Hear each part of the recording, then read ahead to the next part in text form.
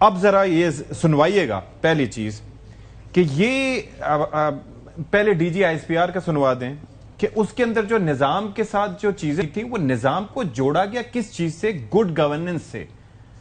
Good governance کس کی ذمہ داری ہوتی ہے؟ یہ آپ بھی جانتے ہیں، ہم بھی جانتے ہیں. پہلے ذرا سنائیے D G I S P R نے کیا کہا. How to get that good governance? That is for the politicians and the political parties to decide. If you ask us, yes, there has to be serious discussion because یہ سارے مسئلے حل نہیں ہو رہے ہیں. تو that means کہ good governance کے لیے کچھ کرنا پڑے گا. I think 1972 کا سینسس تھا، کچھ 6.5 یا 7 کروڑ میکسیمم آبادی تھی پاکستان کی. 4 صوبے تھے. آج ہم 25 کے اوپر ہیں. آپ کی آبادی 3 سے 4 گنا بڑھ گئی اور وہی 4 صوبے ہیں. تو we have to see کہ is it serving good governance? But that debate has to be essentially done by the politicians, by those in power, even those who have been previously in power, and those who are responsible towards this for the people of Pakistan. But the answer lies, it has to be done as per the will of the people of Pakistan. We also, as part of the people of Pakistan, all desire good governance. And if that good governance requires an administrative reset, then let that be happen. If that good governance requires it changes, then let that be happen. But it has to be done through the constitutional method, through the legal method, through the political representatives, but surely as per the will of the people of Pakistan. خوبصورتی یہ ہے کہ جب کوئی مسئلہ ہوتا ہے تو یہ نکال لیتے ہیں. They will find a way out. We need to trust our political parties. We need to trust our political system. We need to trust our constitution. And we will inshallah find a way. Because a need is there. اب وہ need کو جو ہے سامنے لایا گیا، اس کا expression کیا گیا. رائے لے لیں لوگوں کی. عوام جو سی ہے وہ بتا دے گی وہ کیا چاہتی ہے. اچھا ایک تو یہ، پھر احسن اقبال صاحب نے کیا فرمایا تھا وہ بھی ذرا سنوا دیں. یہ کہنا کہ پاکستان میں خدا نہ خواستہ سسٹم کولیپس ہے وہ درست نہیں ہے. یہ سسٹم کئی جگہ کام کر بھی رہا ہے اور کئی جگہ انہی وجوہات کی بنا پہ کام نہیں کر رہا. یقیناً پاکستان کا نظام اصلاح مانگتا ہے. ہم کولیپس کا نہیں بلکہ ریفارمز کا کیس ہے. پاکستان کا سسٹم ریفارمز کا تقاضا کرتا ہے. اور پھر خواجہ آصف صاحب نے ایک ٹائم فریم بھی اس کے اندر تذکرہ کیا، وہ کیا فرمایا وہ بھی ذرا سنیں.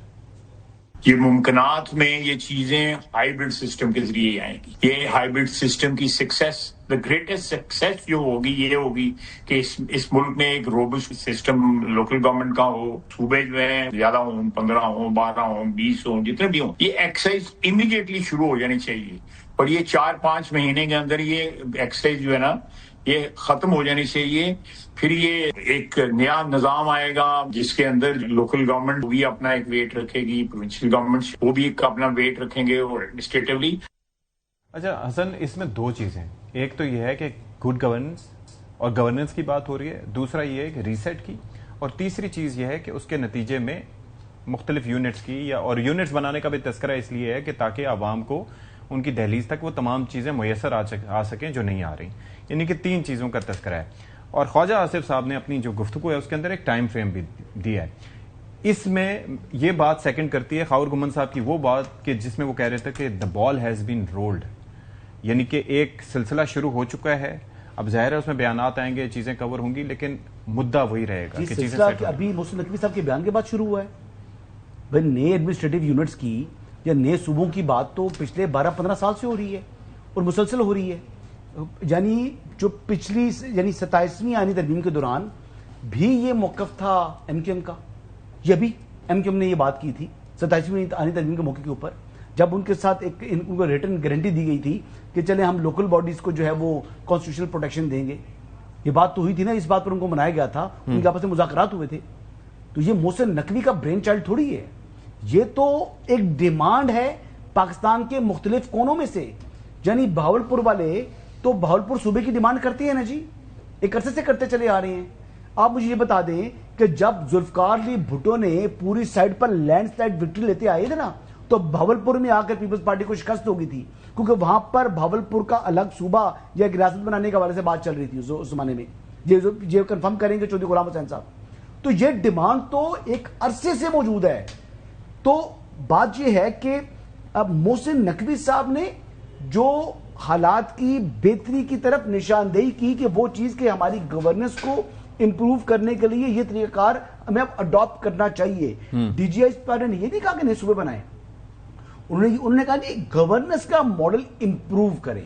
کیونکہ عوام کو ضرورت ہے، انہوں نے عوام اشارہ کو کیا ڈیلیور کرے۔ 1970s کا اشارہ دیا، اس وقت آبادی کتنی تھی اور اس وقت کتنے صوبے لیکن تھے؟ ان کی بات کو حرف آخر نہیں ہے بھائی، وہ کہہ رہے ہیں بنیادی بات وہ لیکن یہ ہے ایک بہتر مشورہ اگر کوئی دے رہا ہے، ان کی بنیادی ڈیمانڈ یہ ہے جو وہ بینگ پاکستانی ڈیمانڈ کر رہے ہیں کہ ہمارے ہاں عام آدمی کی زندگی میں بہتری لائی جائے۔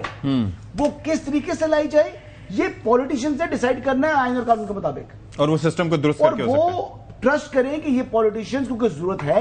اس حوالے سے جو پریویس گورنمنٹس ہیں، موجودہ حکومت ہے، یہ تمام سیاسی جماعتیں مل کر رستہ تلاش کریں اور ایک وے فارورڈ نکالیں اور گڈ گورننس کو انشور کریں۔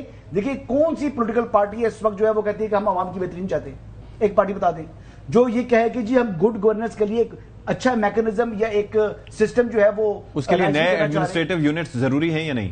اس کے لیے کچھ بھی ہو سکتا ہے جی، ول کی بات ہے کہ کیا چیز جس کے اوپر کنسنسس آ سکتا ہے۔ میں خالی کہہ رہا ہوں کہ اس طرح مختلف آراء موجود ہے پولیٹیشنز کی، جب تک یہ بیٹھیں گے نہیں، بیٹھ کر ایک دوسرے کو قائل نہیں کریں گے تب تک وے فارورڈ نہیں نکل سکتا۔ اگر پیپلز پارٹی کہتی ہے کہ ہمیں سندھ کی تقسیم نہیں چاہیے ایک منٹ کے لیے، سب سے بڑا آبسٹیکل اس ٹائم نہ مسلم لیگ نواز ہے، نہ جمعیت علماء اسلام ہے، نہ پاکستان تحریک انصاف ہے۔